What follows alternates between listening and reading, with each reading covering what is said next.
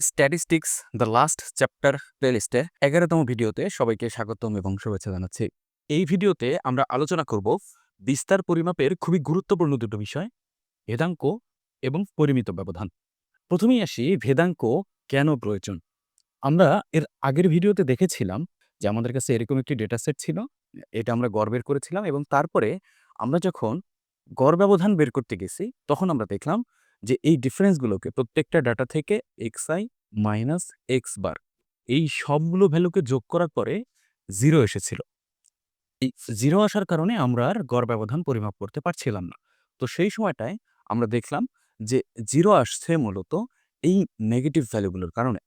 ঠিক তখন আমাদের এই নেগেটিভ ভ্যালুগুলোকে পজিটিভ করার প্রয়োজন পড়ে এবং এই নেগেটিভ ভ্যালুগুলোকে পজিটিভ করার জন্য আমরা মডুলাস ফাংশনের হেল্প নিয়েছিলাম এবং যে ফর্মুলাটা ছিল এইরকম, summation of fi into x i minus x bar, যেটার মডুলাস নিয়েছিলাম এবং ভাগ করেছিলাম সামেশন অফ fi, যেটাকে আমরা কখনো কখনো n দ্বারাও প্রকাশ করে থাকি এই ভ্যালুটা দ্বারা। তো আমি যদি ফাংশনের জায়গা থেকে চিন্তা করি তাহলে এই যে গড় ব্যবধানের যে ফর্মুলাটা, এটাকে যদি একটা ফাংশন হিসেবে আমি চিন্তা করি তাহলে এই ফাংশনটা হচ্ছে বেসিক্যালি একটা মডুলাস ফাংশন বা পরম মান ফাংশন। তো এই মডুলাস ফাংশনের খুবই বড় একটা অসুবিধা আছে। অসুবিধা হচ্ছে মডুলাস ফাংশনের যে গ্রাফটা, এটা অনেক জায়গায় ডিফারেনশিয়েট করা যায় না বা ব্যবকলন করা যায় না। এখন যেহেতু এটাকে ব্যবকলন করা যায় না, তাই স্ট্যাটিস্টিক্সের অনেক অ্যাডভান্স টেকনিক আছে যেই জায়গাটায় এই যে ফর্মুলাটা বা এই ফাংশনটা, এটাকে ব্যবহার করা যায় না। তাই আমাদেরকে এই নেগেটিভ ভ্যালুগুলোকে পজিটিভ করার জন্য এমন একটা টেকনিক ফলো করতে হবে যাতে করে সেটাকে ব্যবকলন করা যায়।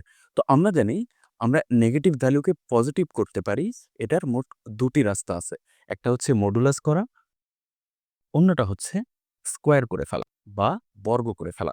যেমন ধরো -2 একটা ভ্যালু আছে, আমি যদি এটাকে বর্গ করে ফেলি তাহলে আমি 4 পাবো। দেখো, নেগেটিভ ছিল কিন্তু বর্গ করার পরে ভ্যালুটা পজিটিভ। ভ্যালুটা কত ডাজন্ট ম্যাটার। আমার কথা হচ্ছে আমি নেগেটিভটাকে পজিটিভ করতে চাই এবং আমি সেটা এখানে করতে পারছি। গড় ব্যবধান ক্যালকুলেট করার সময় আমরা যা যা করেছি সব করব, শুধু মডুলাসের জায়গায় স্কোয়ার করে ফেলবো এবং স্কোয়ার করার পরে যে জিনিসটা আমাদের সামনে আসবে সেটাই হচ্ছে ভেদাঙ্ক বা ভ্যারিয়েন্স। আমরা ভেদাঙ্ক ক্যালকুলেশনে চলে যাই। সো আমাদের এখানে একটি টেবিল দেয়া আছে, ভেদাঙ্ক নির্ণয় করতে হবে। সো প্রথম কাজ হচ্ছে আমার, তো আমরা জানি না ১০ থেকে ২০ এর মধ্যে যে ৪ টা ভ্যালু আছে সেই ভ্যালুগুলো আগে কত। তো আমরা ধরে নেব প্রত্যেকটা ভ্যালু হচ্ছে এই শ্রেণীর মধ্যমানের সমান। সো আমাকে আগে শ্রেণীর মধ্যমান ক্যালকুলেট করতে হবে, যেটাকে আমরা xi দ্বারা ডিনোট করব। তো ১০ এবং ২০ এর শ্রেণী মধ্যমান কত? যেটা আমরা এর আগেই বের করা শিখে ফেলেছি, সেটা আসবে ১৫। একইভাবে যদি বাকিগুলো ক্যালকুলেট করি, আগেই বলেছি আমরা এখানে বেসিক্যালি ভেদাঙ্ক এবং গড় ব্যবধানে গড় থেকে পার্থক্যটা দেখতে চাই। সো আমরা আগে গড়টা ক্যালকুলেট করে ফেলব। fi xi ক্যালকুলেট করতে হবে। সো আমি এই কলামে fi xi ক্যালকুলেট করতে, অর্থাৎ আমি ৪ এর সাথে ১৫ গুণ করে এখানে লিখতেছি 60। একইভাবে বাকিগুলো করে ফেলি। সো গড়ের ফর্মুলা কি? গড়ের ফর্মুলা হচ্ছে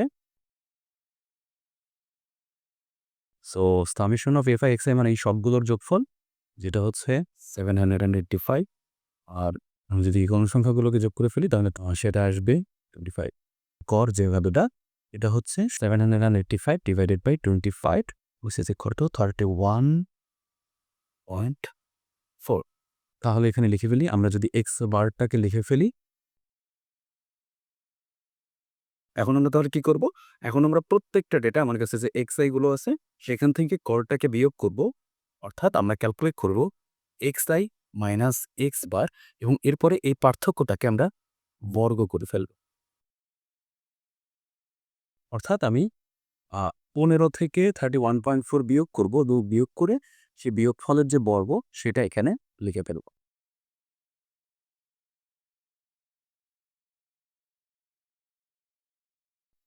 ওকে। সো আমার xi মাইনাস x বার ক্যালকুলেট করে ফেলছি। কিন্তু এখন কথা হচ্ছে এই যে 268.96 পার্থক্য পেলাম একটা বর্গ, তাহলে সেটা কিন্তু একটা xi এর জন্য, রাইট? ১৫ থেকে 31.4 বিয়োগ করেছি এবং সেটাকে বর্গ করে ফেলেছি। কিন্তু আমার ডেটা সেটে ১৫ কিন্তু একটা না। আমার ডেটা সেটে ১৫ আছে টোটাল ৪ টা। তার মানে এই যে পার্থক্যটা আমি পেয়েছি এটাকে ৪ দ্বারা গুণ করতে হবে। কারণ একটা ডেটার জন্য পার্থক্য হচ্ছে 268.96, তাহলে ৪ টার জন্য পার্থক্য আসবে 268.96 ইনটু 4। সো আমরা প্রত্যেকটাকে তাহলে এখন ফ্রিকোয়েন্সি দ্বারা গুণ করব। অর্থাৎ আমি ক্যালকুলেট করব fi xi minus x bar whole square. অর্থাৎ আমি ডেটাগুলোর সাথে এই ফ্রিকোয়েন্সি করা ডেটাগুলো গুণ করব।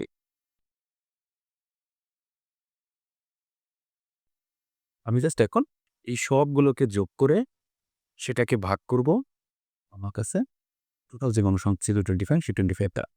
আমি যদি এখন এই সবগুলোকে যোগ করে ফেলি তাহলে পাচ্ছি 2376 2376 এবং এটাকে ভাগ করতে হবে 25 দ্বারা। অর্থাৎ আমার যে ভেদাঙ্ক সেটি হবে 2376 divided by 25 which is equal to 95.04। তাহলে এটাই হচ্ছে আমার ভেদাঙ্ক।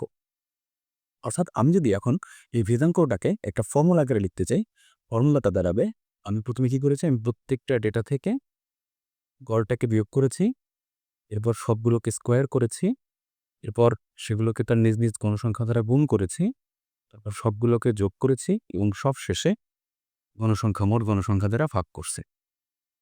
So this is the formula for variance, বা আমরা যেটাকে বলে ভেদাঙ্ক।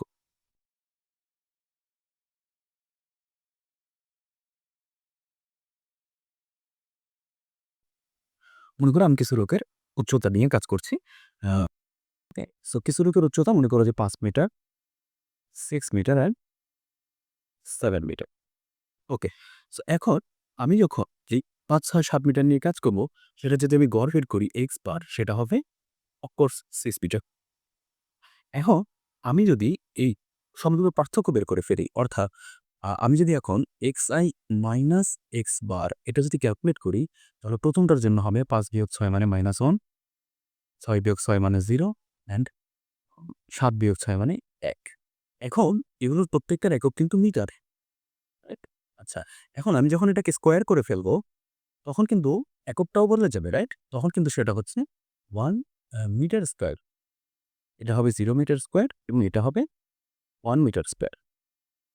ওকে, এগুলো হচ্ছে xi minus x bar whole square যখন করে ফেলছি সে ভ্যালু এবং তাদের একক। তার মানে আমি বেসিক্যালি তার মানে আমি যখন স্কোয়ার করে ফেলতেছি তখন ডেটাটা যদি থাকে মিটারে, তাহলে সেটার একক হয়ে যাচ্ছে মিটার স্কোয়ার। সো একইভাবে আমি যখন ভেদাঙ্ক বের করবো, তার মানে আমি যদি সবগুলোকে যোগ করি 1 প্লাস 0 প্লাস 1 ডিভাইডেড বাই 3, এটা হচ্ছে বেসিক্যালি 2/3। তো এই 2/3 যে ভ্যালুটা এটা হচ্ছে 0.66। এইটা কিন্তু একক হচ্ছে মিটার স্কোয়ার। এটা কিছু স্কোয়ার করার পর সেই ভ্যালুগুলো গড় বের করে চলে আসছে। তার মানে ডাটার তো একক যদি হয় মিটার, তাহলে ভেদাঙ্কের একক হয় মিটার স্কোয়ার। এখানে তাও একটা মিনিং আছে, কিন্তু মনে করো আমি যে ডাটাগুলো কালেক্ট করেছি সেটা ছিল কিছু মানুষের ইনকাম। তাহলে আমি বলবো যে এখানকার মানুষের গড় ইনকাম হচ্ছে 5,000 টাকা মাসে, এবং সেটার সাথে যদি আমি বলি ভেদাঙ্ক কত, তখন বলতে হবে 500 টাকা স্কোয়ার বা বর্গ টাকা, যেটা আসলে কোনো সেন্স মেক করে না। তাই এই বর্গের সমস্যাটাকে ওভারকাম করার জন্য আমরা কি করি, ভেদাঙ্ক বের করে ফেলার পরে এটাকে আবারও রুট করে ফেলি। যখনই সেটাকে রুট করে ফেলবো তখন আর সেটা বর্গ একক থাকবে না, তখন সেটা এককে পরিণত হবে। তো যখনই আমরা এই ভেদাঙ্কটাকে বর্গমূল করে ফেলতেছি তখনই সেটাকে আমরা বলি পরিমিত ব্যবধান। তো তাহলে ভেদাঙ্ক এবং পরিমিত ব্যবধানের মধ্যে সম্পর্কটা কি? পরিমিত ব্যবধান হচ্ছে ভেদাঙ্কের বর্গমূল। ওকে, সো তার মানে আমি বলবো পরিমিত ব্যবধান এটা সমান হচ্ছে রুট ওভার ভেদাঙ্ক। পরিমিত ব্যবধানের ইংরেজি হচ্ছে স্ট্যান্ডার্ড ডেভিয়েশন। সো এটাকে যদি ফর্মুলা লিখতে চাই তাহলে হবে root over summation f i into x i minus x bar whole square divided by summation of f আইটা। তখন কিন্তু আর এককের সমস্যাটা থাকে না। তো আমি যদি আগের যে আমার সমস্যাটা ছিল, এখানে আমরা ভেদাঙ্ক পেয়েছিলাম 95.04। তো আমি যদি আগের সমস্যাটির জন্য পরিমিত ব্যবধান হিসাব করি তাহলে আসবে root over 95.04। So thank you very much সবাইকে।